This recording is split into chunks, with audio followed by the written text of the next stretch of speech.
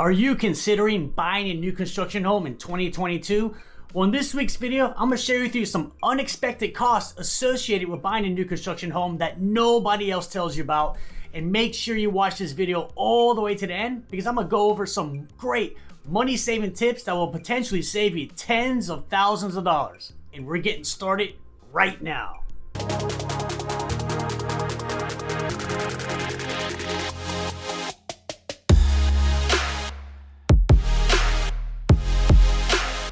Boom! Hey everybody, it's David, your favorite realtor. As always, it's another beautiful day right here in Northern Virginia. And if it's your first time here on my channel, please consider subscribing because every week I release videos what it's like to live, work, play, pros and cons, moving to, buying a home, new construction, basically everything that you need to know about living right here in Northern Virginia. Buying a new construction home, there's probably nothing more exciting in the whole real estate process than building your own home from scratch. But just like anything else in life, there's gonna be some pros and cons. And hands down, the biggest con of new construction is it is expensive. You're probably gonna pay a 10 to 15% premium of buying a new construction home compared to a resale. So yes, the sales price of a new construction home is gonna be higher, but there's a lot of unexpected side costs that you may not be aware of. And in fact, I've been selling real estate for 8 years now, sold a ton of new construction homes. And to be honest, I didn't even realize a lot of these extra costs. But since I'm buying a new construction home personally, I'm seeing it from a different lens. And there's a lot of unexpected costs that you must know about. And I'm very grateful that I'm actually buying a new construction home because I can make much better videos to really help you with your new construction home buying process. Now let's dive into some unexpected costs. So the first one, it's probably one of the bigger ones, is when you're online, maybe looking at the Zillows of the world and you see a brand new construction community starting, let's say at $599, you probably get excited because that's right in your price range. However, that is definitely not the price. That is just the base price. You still have to pick structural options, pick your flooring, your cabinets, your countertops. So that number is going to get a lot higher than the advertised price. I use me for an example. The base price, or even the advertised price that I saw of September of last year, it was $580. But I'm ending up at $665,000. That is $85,000 over what the base price was. And later on in the video, I'm going to break down exactly how I went $580 all the way up to $665,000. Now the next unexpected cost is going to be grand tourist tax. Now this is not going to be for every new construction community, but it happens to be for the one I am buying. So here in Virginia, you have something called grand tourist tax, and that is basically a transfer tax that the state and county get, and that's always paid by the seller. But for this circumstance, for the community I'm buying, they're making me, the buyer, pay for it. So that's gonna be $2,000 more unexpectedly that I have to pay for out of my pocket. Next unexpected cost is gonna be lot fees. Now, you definitely wanna watch out for these. This will vary from builder to builder, but the basic premise is the better the lot, the higher the lot fee is. Me, I'm actually only personally paying $1,000 for my lot fee, but I've seen lot fees as high as $50,000 for a beautiful single family home. Now this may back to like a lake or something like that, but this is definitely an unexpected cost that most people don't realize until you're discussing terms and pricing with the sales rep of the builder. Next unexpected fee that you may see is gonna be a capital contribution. Now again, this will vary from community to community and builder to builder, but a capital contribution fee, what that is since you're moving into a brand new HOA, that HOA has to have a certain amount of money in their reserves because obviously they have like payroll and they have to hire a landscaping crew and all that good stuff. And just in case any repairs need to be done to the common areas, they have money in that reserve. So me personally, I did not have to pay a capital contribution fee, but I just helped a client buy a new construction home a couple weeks ago and they had to pay $2,500. And that is definitely an unexpected cost when buying a new construction home. Next is a lot of new build communities, they won't offer maybe like a fridge or a washer dryer, or if they do, they charge an obscene amount. So mine personally, washer and dryer was not part of the appliance package. So I could have bought it through the builder, but it's a 50% markup, so I'm buying that after the fact. So that's $2,000 right there that I have to pay for to get my washer and dryer. And then blinds. Blinds is definitely something you do not think about until you've actually moved in. You're like, whoa, I don't want all my neighbors being able to see inside of my house. So you got to get blinds. Depending on how many windows you have, they can be anywhere from $1,000 to as high as $3,000. And then paint. I don't know about you, but paint's super important for me. Builders, the new construction, they just do a basic white paint. I like something a little bit more fancy, more modern. So as soon as I personally move in, I'm gonna have a painter come in Painting a whole house can be anywhere from $5,000 to $10,000 depending on how big the house is. And then you may have lighting fixtures. A lot of new builds, they'll actually offer lighting fixtures, but you can save a lot of money just buying it on your own and getting a handyman or electrician to install them. Like me personally, I'm gonna spend about $1,000 on chandeliers and pendants for my place, but all these unexpected costs, they definitely add up. How did I personally go from $580 base price to $665,000? Well, I'll kind of give you a quick overview. Won't go over every single item I picked, but this will give you a great baseline to help prepare you if you're thinking about buying a new construction home, kind of a rough idea of how much money over the base price you'll need to spend. So in theory, you could buy the house just at the base price and do 0 options, but I will tell you this, it will literally look like a house from the 1980s. And I know there's a lot of people saying, oh, I'll just do everything after the fact. Well, then what's the point of buying a new construction home? Just buy a resale if you're just gonna gut the whole thing and remodel it.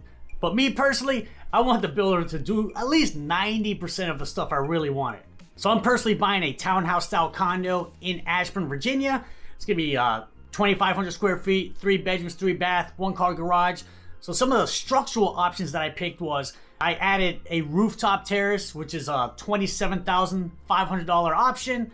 But that was a non-negotiable for my wife and I. We had to have the rooftop terrace. It was one of the #1 reasons why we're picking this community. Another option we picked was we're spending $8,000 to add a main level study, which I think is worth it because, you know, since the pandemic, so many people work from home. I need an office, so one of the bedrooms I'll take personally, and my wife needs an office because she works from home 80% of the time. So that was a no-brainer, adding the study on the main level. And then we're spending $3,200 upgrading from a standard kitchen to a gourmet kitchen. Now looking back, I probably wouldn't have done this again because all it does is it changes it from a range oven to a double oven with a cooktop. So I'm not quite sure that's worth $3,200. Now it looks a lot cooler, way more modern, but like I said, going back, I probably would not do that again. So as you can see, I've already spent $38,000 on structural options, and I'm yet to pick anything. I haven't picked any flooring, cabinets, or anything like that. So let me kind of go over what I spent at the design studio. Now before I dive into what I did at the design studio, a lot of new construction homes, they actually have what's called a spec home. And that's where the builder picks out all the options. They pick out the flooring, the cabinet, the countertops, whatever structural options. Now the good news is you don't have to think about anything. You just kind of take it or leave it. And also the builders, they want the home to appeal to the masses. So they're always gonna pick fantastic options that I think you're absolutely gonna love. So if you happen to find a spec home, it can absolutely turn out to be a huge win. Now I'm seeing a lot more spec homes out there with the new construction communities. Mainly because obviously the whole country and world is going through the supply chain issues, and builders just have no choice right now because they have to be as far ahead of the curve as possible. Now some design studio options that I personally picked. So when you're at the design studio, you pick everything, your flooring, cabinets, your tiles, basically everything. And it goes by level. It may be like you have level 1, 2, 3, or 4 countertops.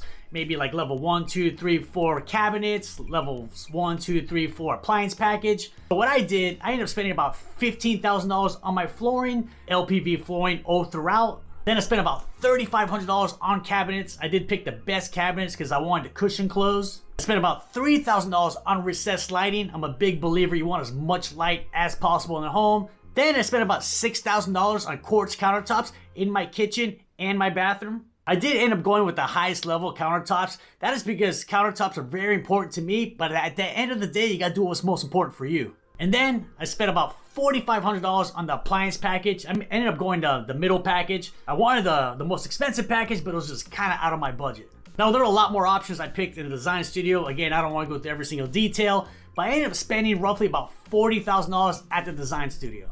So as you can see, this is all adding up very quickly. Spending $85,000 on options and design studio, plus all the unexpected costs. Now I'm gonna give you some money saving tips to really help you save tens of thousands of dollars when you're buying a new construction home. Now the first money saving tip is, if you're buying a new construction townhouse, don't do the end unit. I've seen in the past, it's anywhere from $25,000 to $35,000 premium just for the end unit. Maybe just to get an extra 4 to 6 windows. Definitely not worth it, and trust me, I'd much rather have an end unit than an interior unit. Now the reason why I say it's not worth it is when you go to resale, the resale market for an end unit, it's usually anywhere from a $5,000 to $15,000 spread, so right out the gate, you'll be losing money when it comes to resale. Next money saving tip is, don't have the builder do every single upgrade that you want. Maybe have them do like 90%. So me personally, I'm paying for after the fact is washer dryer. I'm gonna do my own backsplash, adding in my own light fixtures. Now I could have had the bill to do that, but I'm probably saving about $5,000 by doing it myself after I move in. Next money saving tip is when you're picking out your items, you don't have to go the top level for every single thing. So I did go top level when it came to cabinets and the countertops, but the flooring, I did the mid-level, and the appliances, I did the mid-level as well. So you don't have to go all out for every single item that you pick. This could save you a ton of money. Now the next money saving tip, and this is hands down the biggest money saving tip I can give you, and that is try to get in as early as possible to the new construction community, because the first couple phases, they're gonna sell for a lot less compared to the last phase of the community. I use myself as an example. I was lucky enough to get into phase 1 of my community. Now the current phase that they're selling, these folks are paying $50,000 more than what I paid for just 6.5, 7 months ago. So I know this does take a little bit of timing and luck, but if at all possible, get in as early as possible, the early stages of a new construction community, because this will save you $10, $20, $30, $40, $50,000. In fact, I remember in 2020, I had a client go into contract with a new construction in January. It was like $550 at that time. Well, he closed about 9 months later in September, and he still closes at $550, but they were selling at that time for $650. So he literally had $100,000 in equity by the time he closed. I don't know about you, I love $100,000 in equity. And if you're even thinking about moving to Northern Virginia and potentially buying a new construction home, reach out to me, give me a call, shoot me a text, send me an email. Just know I got your back when you move into Northern Virginia. And if you want to know what the pros and cons of buying a new construction home, check out this video right here. It's going to be a great resource, and I'll see you on the next video.